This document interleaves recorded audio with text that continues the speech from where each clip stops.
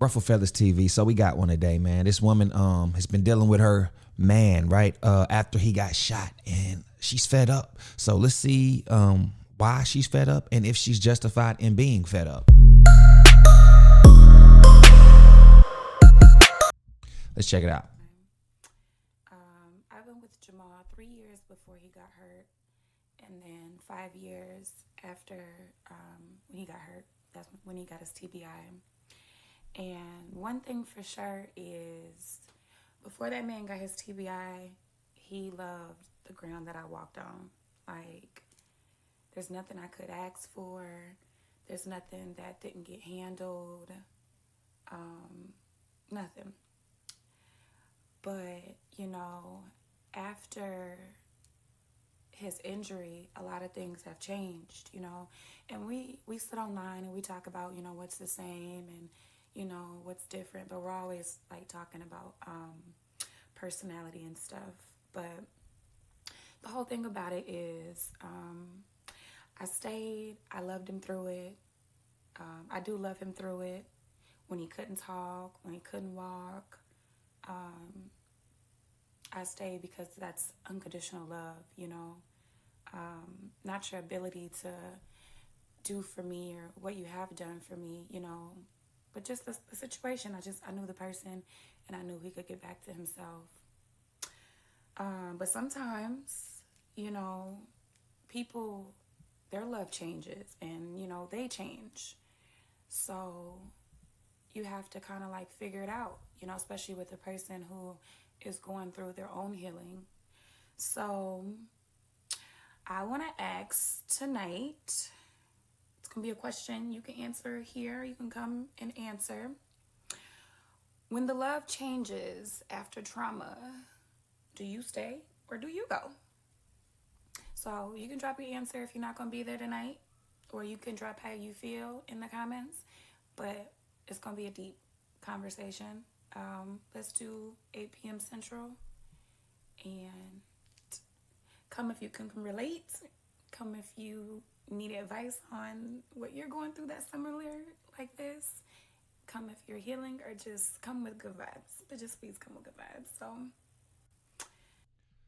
if I'm hearing this correctly,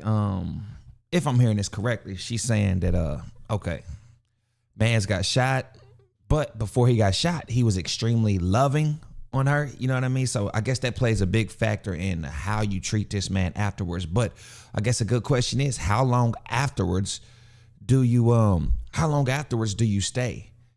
Like, do you stay forever to try to make this happen? I can imagine probably you treat, like, I've been in elderly care where I had to change, you know, pamper. I had to cook the food. I had to carry him to bed. You know, I had to do a lot of stuff because I was in West Virginia. It's an old community. So, hey, they was paying like $25, $30 an hour. As a 18, 19-year-old, you can't pass that up. You got to get to it, right? So, being a caretaker, I understand how hard it can be and how tiring it can be, you know.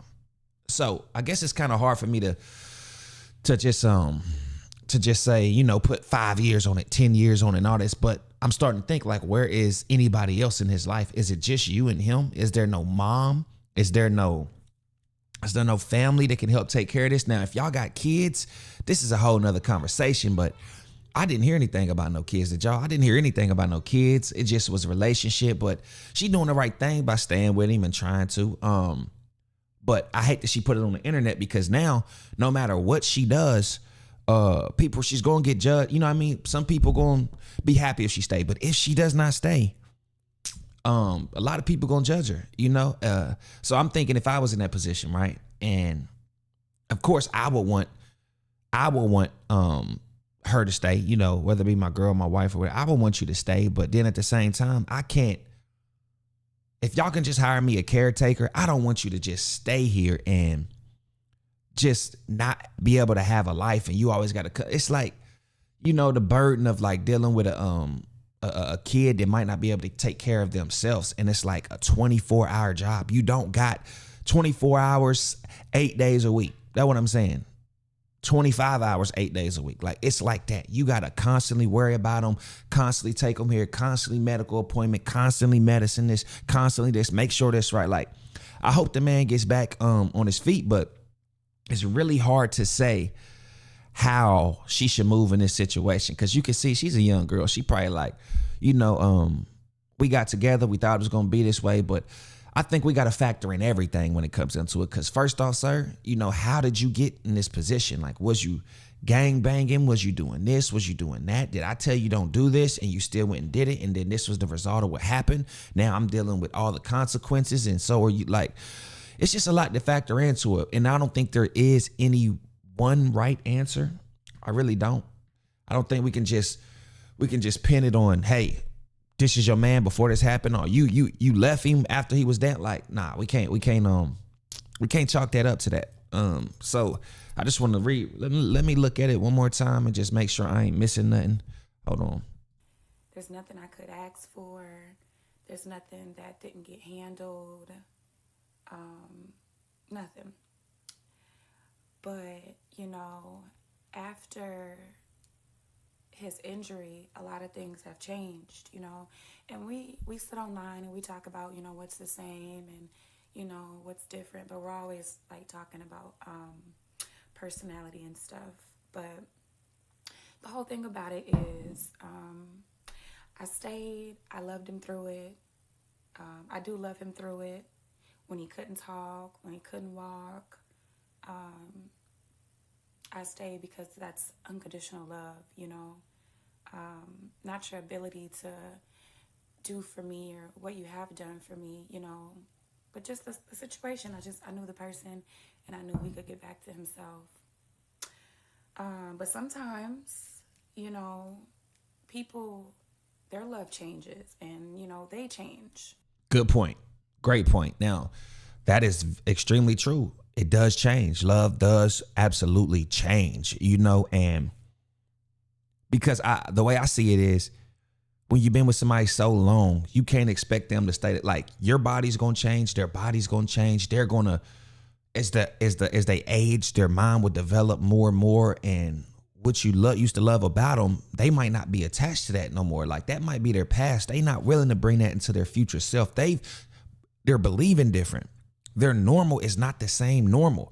So that's why I understand how people can grow out of each other.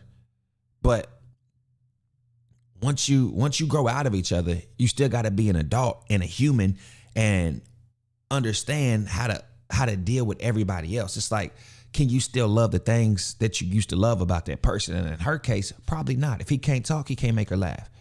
Like, it's just became a burden. You can't bring no money to. Now I'm caring for you. I'm literally doing it all for you, for them, for us. So that's where it comes down to, and that's going to be the main problem in this relationship, because like I said, things will change. And if they started off young, she probably going to get 25, 30, 35, like all these things, it just keeps on changing. And you just gotta, that's why I say you gotta go and find yourself, but then you gotta be like, okay, I'm willing to deal. It's just like a kid. You don't never stop loving your kid and all that, but it's just unconditional love. But sometimes you gotta let them go do that. Like, you can't imagine the relationship between a parent and a kid is just toxic, and y'all just have to be around each other all day. I have to take care of you forever. You see what I'm saying? You grown, you this, that, but I got to take care of you till you 40, 50, provide everything, do all of this for her. And this is not even her kid. This is just, I don't even think it's her husband. You see what I'm saying? This is just a boyfriend. So this is,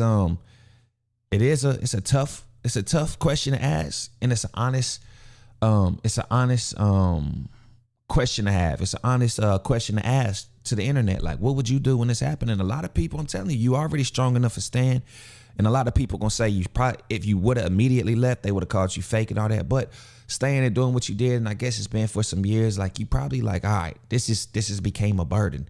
Maybe the state can help out, because you can't take care of yourself. And if you can get a caretaker that could come in here and get paid to help and all that stuff, I'll do what I can. But it's not fair to not be able to go out and have a life. Like, got shot in the head or something, and now you can't, like, I'm just like, yo, what were you doing? If you was in the streets, it's a problem. It is. I'm sorry. It's a problem. But y'all let me know what y'all think, man. I think she's being honest, and I think she pretty much just, I can't blame her for wanting to live her life, to have a life, and not just be a caretaker You know, but I mean, then again, she could probably register him with the state and be his caretaker and then get paid for it. So she treating him like a patient. And but the thing is, if she get another boo or whatever, what's gonna happen? Like, I don't know the situation, but hey, wish you the best.